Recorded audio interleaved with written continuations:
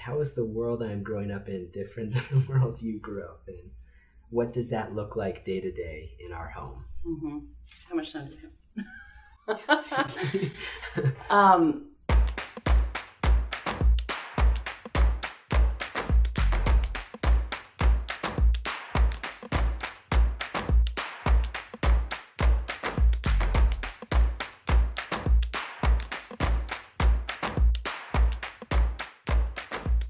All right, so this is Lindy Dixon, my mom.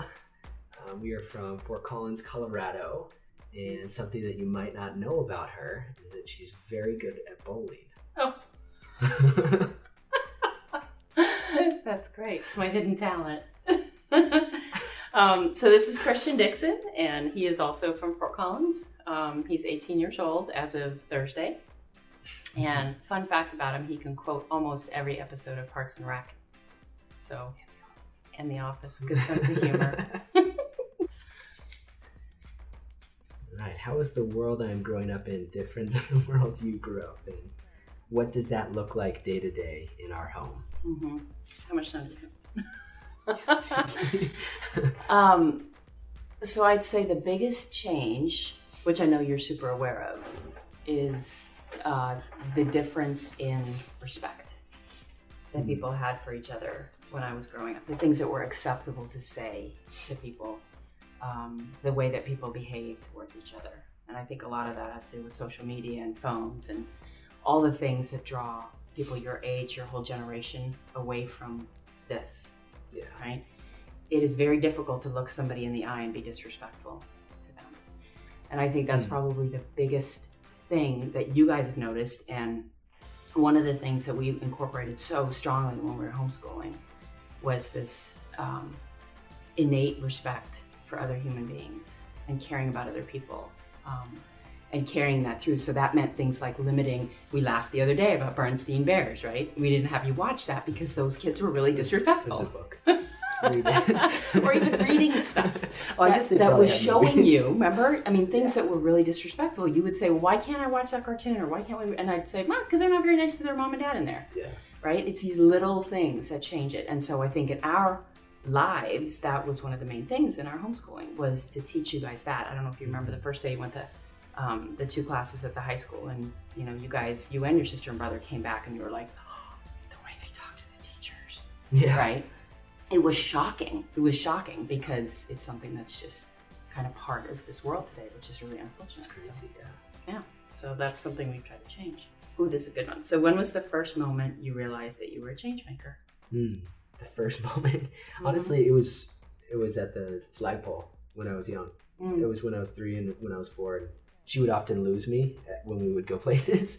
She'd say, "Where's Christian? Where's Christian?" Because I would always, I'd be at a flagpole. I'd be reciting the Pledge of Allegiance. And it was really since that moment, that love for country, that patriotism, that realization that I live in a free nation that celebrates enterprise and good ideas and change making and all these ideas. It was realizing my role in that. And as a patriot and as an aspiring policymaker, it really started then. In 2004, 2003, as I was developing, it became more and more real for me. When I actually realized it was the day that I had all those teachers calling me when you did the rap. So, and just to give a little background, so when you did that Ice Ice Baby rap assembly, you spoke, there were, 2,500 people in the room. You were losing your audience. And for you to be able to, on the spot, grab a mic and just start rapping, and then to bring everybody in that room with you, it like hit me like this brick that I thought, oh my gosh, this is it. This is who he is. This is your gift, is to be able to bring people alongside you to change things, right? So that was the first time I realized that. Anyway, not that you asked me, but yeah. I'd let you know. Let's see. For a kid. Here, for my kid. Okay, here we go. Ooh, this is a good one. So, what were some things that I could have done better? Yeah. Great question. I think reminded me that I can say no to opportunities. Because, I mean, you know me. I after we toured Colorado State University, she said, we have 500 clubs here, and I wanted to do probably every single one of them. Still do. And just this idea of being connected in a few places and really being intentional in those places. For every time that you'd encourage me and say, go for it, maybe also spending the same amount of time to say, is that going to bring benefit to those around you and to your soul, and is that going to strengthen you? And oftentimes too much involvement can be a detriment, can weaken. So in the name of strength, I would say for other parents too, to say it's okay to say no to opportunities, and to say I'm invested here, here, and here, and I love all three of those aspects, and I'm really feeling intentional and good about my involvement there. I'm going to focus on that. So go find another change maker, and just kind of that mindset. And it's funny because I think so much of it is obviously parenting. And I remember my mom always saying to me, the more you do, the more you can do.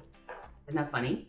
And so that was my mantra growing up, that the more I could do, but I found it to be true. So the more things I actually did, the better I was at everything that I did. But back in our day, it wasn't like today, where there are 5 billion things coming at you. There are. It seemed like we could choose way more intelligently about the things that we wanted to invest our time in. So dive deeper into those. Yeah, absolutely. For parent, that's a good question. For your parent, how are you a change maker? How am I a change maker? Yeah. Ooh-wee. I'd probably look at the homeschooling thing as the biggest route where I have changed things, because for me, change maker is making change in a place that hasn't had that. And when I decided to homeschool, and especially for the reasons that I decided to homeschool, it changed a lot of minds. It changed a lot of our friends who decided that they would go on that journey with us, and that wanted to accomplish the things that I wanted to accomplish with homeschooling, which was to create 3 human beings that were compassionate, that loved God, and that wanted to change the world. And for a lot of people, that's not why they homeschool, but that's why I wanted to homeschool. And I wanted to instill that in you guys, that I wanted you guys to be people who would want to change everything, right? And I think that's probably that's the biggest area that I've made change. So what qualities do you admire about me? Yeah. I mean, there's so many things. I can't say just love, really. Just, it is calling me every day, asking me how my day's going, how it went, what I'm excited about. It's just valuing that, admiring your commitment and everything in school, and educating us, and just spending time with us. It was just love. That's the biggest thing. And that's what's inspired a lot of my project. I mean, for me to I just said to someone at a networking event a couple of weeks ago, she said, why are you and your siblings like this? Why are you so excited? Why do you want to change the world ultimately? Why are you change makers? And I told her it's because my parents love me so much that I just want to extend that reach. It's true. I just want to love on people the way they've loved me. And so, my gosh, parents, what an opportunity. Loving your kids, and they'll go and they'll love the world, and they'll create custodian service initiatives or environmental initiatives or whatever. And that was my inspiration behind my project, ultimately, was this culture of dignity and respect that was catered and protected and nurtured in my house. Yeah, love makes the world go round. Yeah, that's right. That's what they say.